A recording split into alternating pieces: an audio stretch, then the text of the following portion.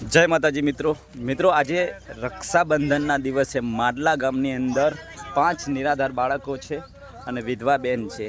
તેમનું મકાનનું મુહૂર્ત કરી રહ્યા છીએ આપ સૌના સહયોગ સપોર્ટથી.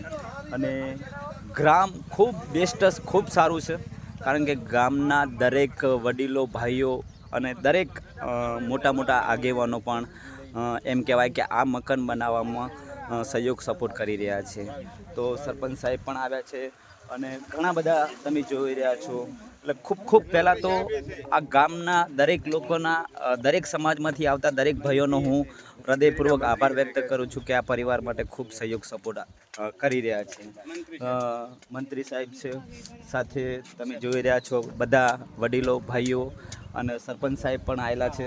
તો આખા માડલા ગામની અંદર, જે બનાસકાંઠાની અંદર કાંકરેજ તાલુકાનું માડલા ગામ છે, બહુ દયાળુ અને બહુ જ એમ કે સેવાભાવિક ગામ છે.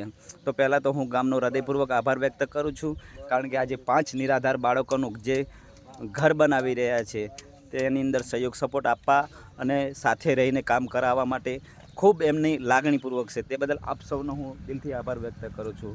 અને સાથે સરપંચ સાહેબ, ખાલી એમને જાણ થઈ તો સરપંચ સાહેબે પણ ખૂબ એમને સહયોગ સપોર્ટ કરી રહ્યા છે અને કહ્યું છે કે બિંદાસથી કરો તમ તારે, હું સાથે છું, કદાચ મારી જરૂર પડે તો મને યાદ કરજો. તો સરપંચ સાહેબ આપનો પણ હું હૃદયપૂર્વક આભાર વ્યક્ત કરું છું કે બનાસકાંઠાની અંદર પહેલું જ એક આ ગામ એવું છે કે સરપંચ સાહેબનો સહયોગ સપોર્ટ મને પહેલી વાર મળ્યો છે.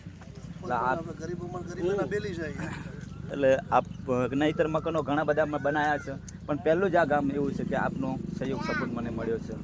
તે બદલ સરપંચ સાહેબનો પણ ખૂબ આભાર વ્યક્ત કરું છું. અને હવે કરીએ આપણે મકાનનું મુહૂર્ત ઉદ્ઘાટન. મિત્રો તમે જોઈ રહ્યા છો આ મકાનનું મુહૂર્ત થઈ ગયું છે અને પાયા ખોદવાનું કામકાજ ચાલુ કરીએ છીએ. અને બનાસકાંઠા જિલ્લાના કાંકરેજ તાલુકાના અને અમારા મંત્રી સાહેબ છે માડલા ગામના, તમે જુઓ કેવી સેવા આપી રહ્યા છે. ખૂબ આભાર વ્યક્ત કરું છું સાહેબ આપનો. આખું ગામ બહુ સેવાભાવિક છે અને દરેક સમાજના ભાઈઓ ખૂબ સપોર્ટ કરી રહ્યા છે, કારણ કે 5 નિરાધાર બાળકોનું મકાન બની રહ્યું છે.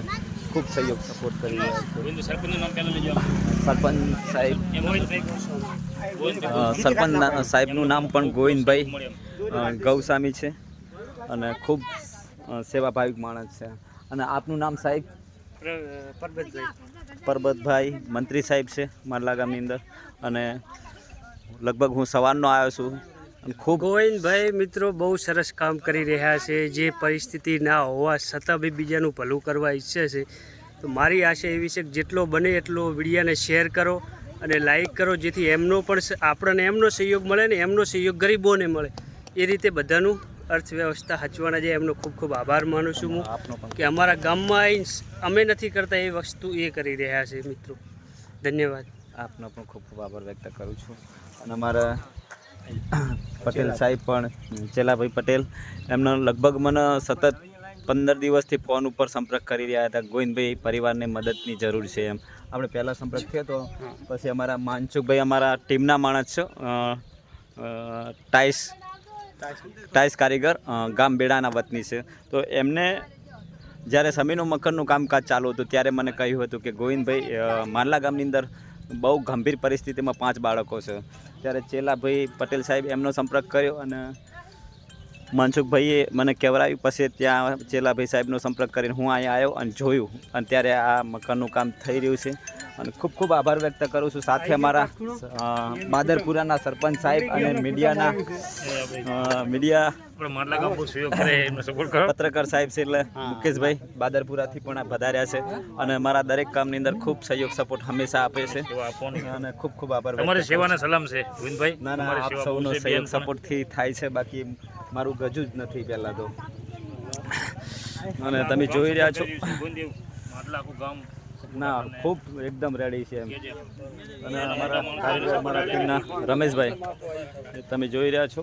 સાથે જે પરિવાર છે, આ જે છાપરું હતું એ તો કાઢી નાખ્યું. અને આ બેન છે, બેનને આપણે મળીએ. બેન એ શું શાક